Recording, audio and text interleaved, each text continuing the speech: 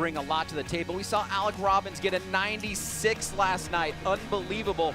Very much like what we saw in Pro Spec. And I just want to point out the area where I really thought that he did much better than some of the other competitors, and it's this outside zone 3, threading the needle right here. I mean, just cannot stay in that zone longer and deeper. And then 4, he's on that line and really does not divert from it at all. Unbelievable. Right next to him, though, Jared, was JTP Justin Paulin. Yeah, JTP, you know, he's somebody to always watch. Finished second in qualifying, just got edged out. He got a 95. You know, you saw that of Alec Robbins rise to the occasion, get that 96. So, I mean, these are all just very impressive scores. And keep in mind, qualifying is about placement. Where you see who you're going to go against, there are no points at stake in regards to this season.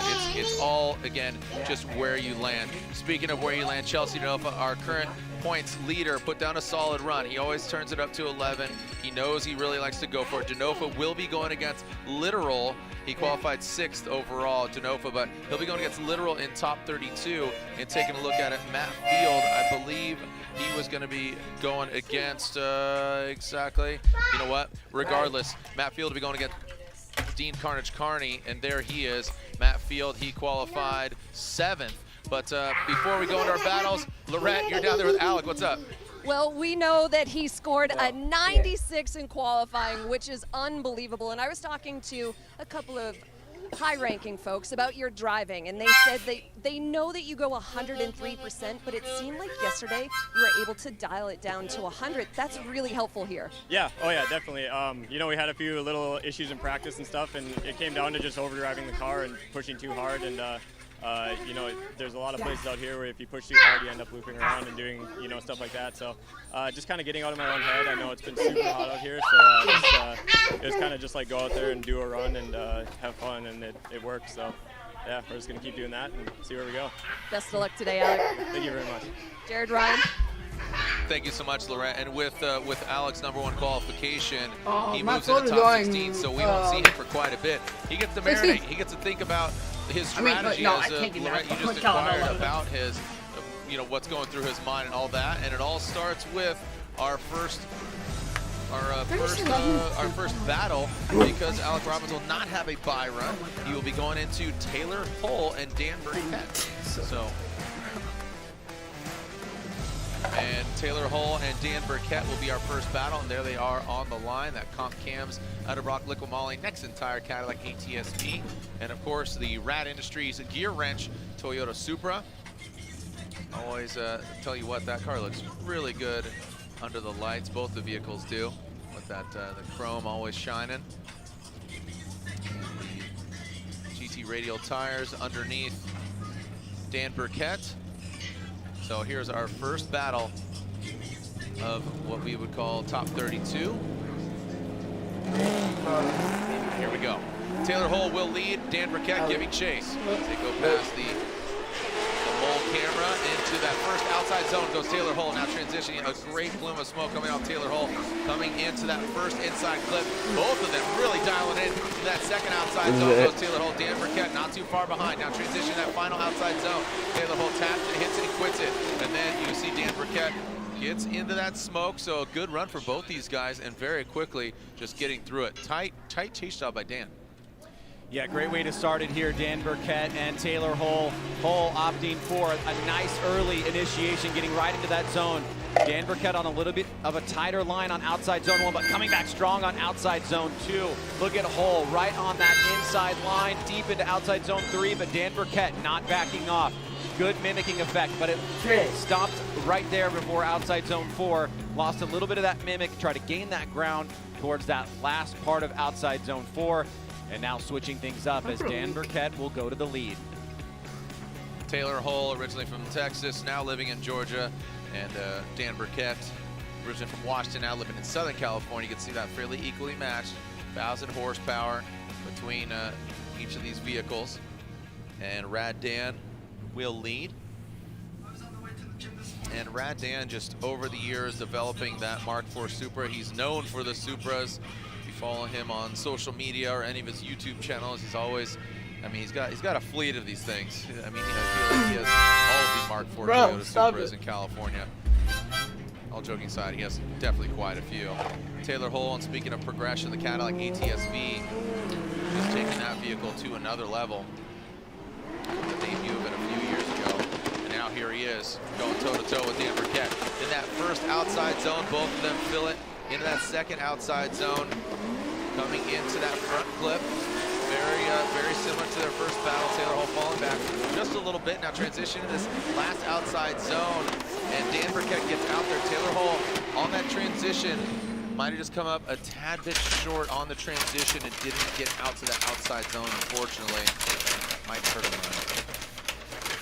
Well, that was a great way to start the first part of the battle in the lead run with Dan Burkett. I thought he got a nice initiation there. Maybe got on the throttle a little bit late, and that's where you see Taylor Hull kind of surging forward. But he does get to that second outside zone. Taylor Hull goes a little bit deep there and kind of backs off. Maybe mistimed it a little bit where Dan Burkett was going to go. Now Dan hits 3, coming into 4, right on the inside. Hull on a tighter line there, kind of giving some back to Dan Burkett as they finish the run. Yeah, that's the unfortunate circumstance there for Taylor Hull, but a great run from both these guys. And that's I say it all the time, it's just anybody's game, just what track works with them, their setup, and just a very unassuming track, as Lorette asked earlier, you know, to Mike Power down there on the ground when we announced he won this event. And it's just, you know, it works for some people, and some people it doesn't. Some people work really well in the ovals, like in Orlando, like in Irwindale, like a Seattle, but those are all very different tracks. Even though they're ovals, they are very, very different. So Matt Sopa, thankfully the sun is setting, so he doesn't have to reapply that sunscreen anymore for today, at least. So I don't play football. And here we go to that BC Racing side-by-side graphic. BC Racing go for gold, the official suspension of Formula Drift. Thank you. Dan Burkett on the lead in the left, on the chase in the right. Hull out front in his lead run, gets into outside zone 2, but quickly tucking up there is Dan Burkett, mirroring effect. How does Taylor Hull do in his chase run here? He comes up a little bit tight on that final outside zone. That's what you commented about, Jared. So we see Dan Burkett out there in the Supra, right there on the right-hand side, awaiting the judge's score. Did he do enough, Jared, to move the needle in his direction? Yeah, like I said, I can't say enough great things about Taylor Hull. Just the way he's built that Cadillac and just really developed it over the years, and that could be the same said about Dan Burkett. Remember, just a few years ago, the vehicle looked just very stiff, and now it just looks, it's working with him, not against him, and that's what it really comes down to when you're out here trying to throw down door to door. So no outcome just yet from the judges, and now just as I say that, honestly, here we go. I Slide think left for Taylor Hull, slide winning. right for Dan Burkett. One More time from Brian Eggert, and we get a Dan Burkett vote, and Dan Burkett gets the victory. So as it was not majority rules, but as Dan Burkett will get the win and advance on into the top 16. Unfortunately, Comp-Cam's Cadillac is going to be parked for tonight. Ryan, this is something that I think we'll reference throughout tonight and today. Yeah, absolutely. We see that outside zone 1 is supposed to be a full throttle section. Those red marks on the course denote where the telemetry data that we've taken off of all the vehicles essentially shows where they are decelling on this course. Outside zone 2, we know that is a main area of the course where we've already seen a lot of action.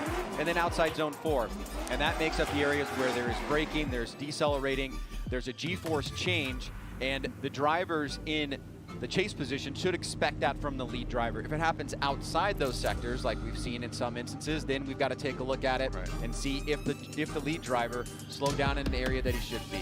To be expected, right? So those red zones, that's where you're expecting it, as you said, utilizing telemetry technology. As we go into our next battle, Chris Forsberg and Yves Meyer. You can see the stats there. So three-time veteran, or three-time champion, excuse me, but a veteran for 18 years going against Yves Meyer. Here we go, Chris Forsberg leading out front, that awesome integrated Nissan 370Z. Yves Meyer giving it to him here on that chase run. Now coming to that second outside zone. Chris Forsberg leads him right to that front flip, knocking it over. And now Yves Meyer falls back a little bit here. Now coming to that final outside zone.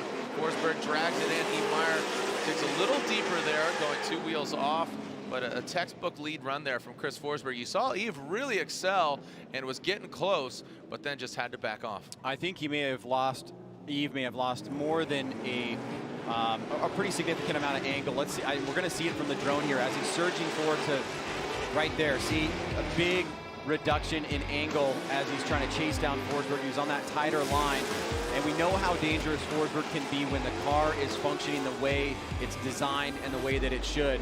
And he seems to be on one right now. There was big angle prior to that transition to outside zone 4, did it perfectly, and an overall very well executed run in the lead.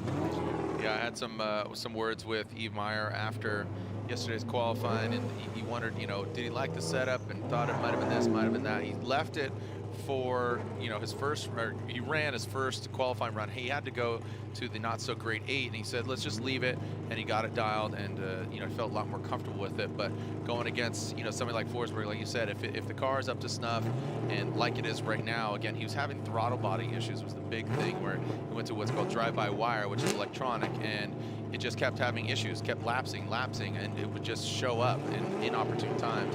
So went to drive-by-cable, which is actually mechanical. So he's having better luck with that. So Yves Meyer out front. Juventus Salzburg BMW is now going to come down into that first outside zone, and then let's see how they enter into that second outside zone. Nice job there as Yves Meyer comes into that front flip, and Chris Forsberg in tow in that third outside zone. See how they transition. Nice job for both of them getting out there and mimicking that angle.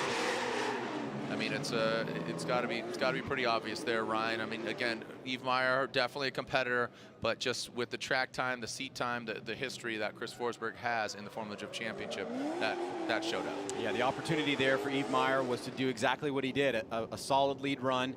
He went out and performed, but unfortunately Forsberg did not really give him a lot of room, even though he knows that he had an advantage. For sure his father told him that Yves had a mistake in the chase position, a significant one, and yet he kept the pressure on here. He took a calibrated risk, and it pulled off. It worked out really well for him, because I do believe this will be an easy call for the judges. Well, I say it jokingly, but you know, I say it seriously as well. And yeah, this is going to be a case. The Drift Force BMW. Love seeing Yves Meyer, him and Josh Reynolds, the Drift Force boys. Vehicles operated by Drift Cave. And slide them left for Forsberg, right for Yves Meyer. And there it is. Chris Forsberg gets the win. Chris Forsberg gets the win. That is unanimous. As all three judges, unfortunately, Yves Meyer will have to park it here in the NOS Energy Drink Top 32. NOS Energy, the official energy drink of Formula Drift. And here is a look at our Torque Drift map. As Torque Drift, you can play the cars that you love, including Odi Bakshi's here. This is a basically video game version of what you can play on Torque Drift. Odi, there's that outside zone 2, approaching that one and only inside clip. Oh, deduction. See the hash marks? The Ocho? It's a deduction. Deduction, yeah. And into the outside zone 3. And then finally the longest outside zone 4. But Ryan, as you said, a lot of pressure there on that outside zone 2, approaching inside clip 1, and how they handle that. It's the trickiest part. You know, you're coming in fast, got to scrub some speed, wrap it around, and approach that outside zone 3. Here we go. Ryan Tuerck and Jonathan Nairn, both the same age and about same horsepower. Two different builds. You got that V8 Nissan versus that 4-cylinder turbo nitrous Toyota Corolla hatchback of Ryan Tuerck. And there's Nairn coming on down. Then Ajuku Racing, BC Racing ISR, Federal Tires, Nissan S14. Dude, both these cars are insane. Corolla hatchback. He's on I like Federal Nairn's Tires. supercharged S14 better. I love V8 and Japanese The cars. boys That's at Race so Service cool. are tuning in and watching. Got Thad and Doyle and Finch, all of them tuning in. Andy, Man, what's it's going cold on? here. It's cold And now now. Ryan Tuerck will lead, and Jonathan Nairn, that is allowed. You are allowed to jump the line. Ryan Tuerck will lead Jonathan Nairn to give a chase in his first outside zone. Both of them filling it. Ryan Turk, a lot of angle there from that hot hatch. Now, and Aaron, what happened there? It looked like, I think contractors, something happened there. It looked like it was an independent incident that front left. Just exploded. I'm but Ryan confused. Turk That didn't look like continues he hit on. him. Seemed to be I wasn't paying unfazed. attention. I would I was love more to paying see the attention to drone Ryan. shot. I believe the drone's in the sky. I think Naren's front end gripped up, and it is Might have hit the tire. It is a tricky time of the afternoon. The guys are driving from the shade into an area of the course where it is still hot, so you have to wonder how these track changes may have been different from the practice session that was an hour and a half ago. We are seeing Naren stopped right here in outside zone 4, not seeing any liquid on the car, so that's always a good sign. But obviously we have an incomplete situation, and just from the quick look that we saw here on the camera shot that was pointing towards that inside clip, it did look like the front end kind of gripped up a little bit and he hit Turk. Let's take a look at it. We'll get the drone as the first look. Turk comes out, does a great job of painting this outside zone. I mean, right there at the edge, kind of comes off in a near perfect area. Now Naren's coming in hot right here. Watch the front end. Wow. It starts moving towards Turk. And once they Okay, make so contact, Naren- it looks Naren like did hit a piece Ryan. of his body kit gets underneath the front right wheel, and he has no choice but to stop. So for Ryan Turk, looks like he'll be at an advantage here. We'll take a look at it one more time. Go through all the checklists, God. everything that they need to in terms of assessing fault. And has that come in yet? Yeah, yes, it did come in, and yes, Naren is at fault. So Ryan Turk will be able to assess his car. Naren, if you wanted to take a look at his car, he will have to utilize a competition timeout, meaning a 5-minute allotment, the NGK competition timeout. So what I think happened, and taking a look at this, watch his front left corner hit the tire. So boosh, it just grabbed, like we saw earlier in Pro Spec, when it goes tire on tire, it gets a lot more violent because both cars get disrupted. But with it being a fiberglass bumper, it just kind of, it just exploded like a piñata, as opposed to grip, like just both of them, two cogs going together. So unfortunately for Naren, he got the worst end of the deal with that contact. And, that's unfortunate. Him being aggressive, awesome, great. But unfortunately, just that's how it happens, and it was Ricky Hoffman, and Alex Jaeger. So they went tire to tire. That's who it was exactly. So just to clarify real quick before we go to break and clean this up, is that we are seeing that Jonathan Naren is at fault. He will be given an incomplete, and as you said, Jared, the competition timeout, if needed, he will have to take it away from the one that he has allotted. Ryan Turk does not. Correct. And we'll be right back. So we'll clean up Jonathan Naren off the course, and we'll be back. And if we continue with Naren, I assume he will use his competition timeout, just seeing the damage that's sustained. When we come back, we'll continue here with round 6 of the Formula Drift Pro Championship. This is the Crossroads.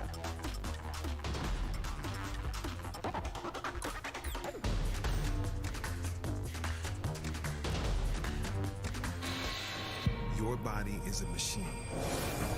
800 horses coursing through its veins. Ignite it.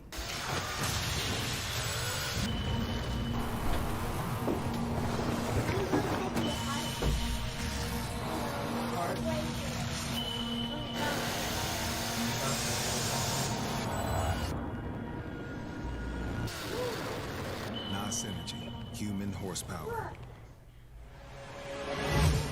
I'm Dylan Hughes, Formula Drift Pro driver, and today we're going to talk about Royal Purple HPS and what actually goes into it. There's a lot of talk about additives, and Royal Purple has its proprietary Centerlick technology. It is fortified with a high level of zinc phosphorus anti-wear additive for exceptional protection against heat and wear. Its high film strength improves sealing between the piston ring and cylinder wall for maximum horsepower and torque. Royal Purple HPS, race car technology for the street.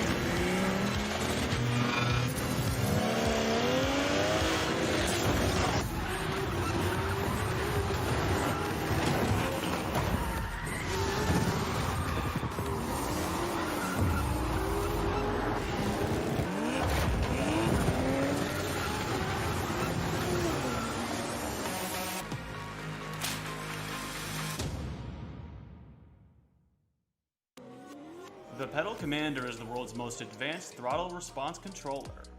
It's a plug-and-play unit that unleashes the power of your vehicle. Has 36 total settings, is easy to install, and makes the driving experience so much more fun. Picks up RPMs way better, kind of like a race car, it responds. Order now and use code FD2021 for $30 off your purchase.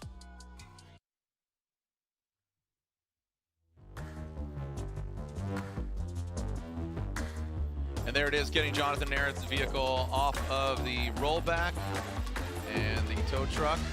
Take a look at the car, see what's going on. We will obviously advance on to our next battle, and that should be Dai Yoshihara and Adam LZ. So a veteran, Dai Yoshihara since 2004, and your 2020 FD Pro Rookie of the Year, Adam LZ. This should be a really fun battle, and I think these guys have not gone against each other, and this should be a good one to watch. Coincidentally, Adam LZ, like I said last night, was really interesting because I don't think he really, first of all, he had an incomplete on his first run because he almost had a run, and he had to go to the less than grade 8. He got a 78, and the car looked like it had a lot of grip. It looked like he was fighting the car a little bit. So I'm interested to see what changes he's made on social media. You know, he was talking about feeling the flow, changes his practice overall, but I'm really interested to see what's going to transpire. As am I, and the same, I think, goes for Daijiro Yoshihara as well. You know, he's had a little bit of a tough season trying to find that flow. At moments, he's looked absolutely brilliant in practice, in qualifying, and we did see him qualify pretty high yesterday. So he may be kind of building some momentum here and trying to make a run at it here to try to get back up in the higher part of the rankings, and he will take the lead first. Dai Yoshihara qualifying 4th yesterday. Adam LZ a little bit lower than that in 29th as Dai Yoshihara initiates in that first outside zone. Now transferring into that second outside zone. Great angle from Dai Yoshihara. Adam LZ a little slow on that transition into that second outside zone. Now into the third. This is what I was talking about, that grip. It doesn't seem like he's getting all the way out there, and then Dai Yoshihara brings it all the way out to that outside zone 4, and LZ brings it out. Am I correct in kind of saying here, it seems that his car is gripping up and it's not loose to get that backwards motion, essentially, is what I'm kind of looking for. I do know that teams do spend a lot of time really trying to figure out what's the best setup for this course, because it's a lot different than other areas that we go to, other tracks that we go to. And before we get deeper into that, let's take a look at Daijiro Yoshihara's run. First and second outside zone were filled as what you would expect from a veteran driver. You can see LZ struggling a little bit to gain proximity, and right here his transition behind Dai was a little bit weak, and it put him on a tighter line. So it wasn't a bad chase by any stretch of the imagination, but it does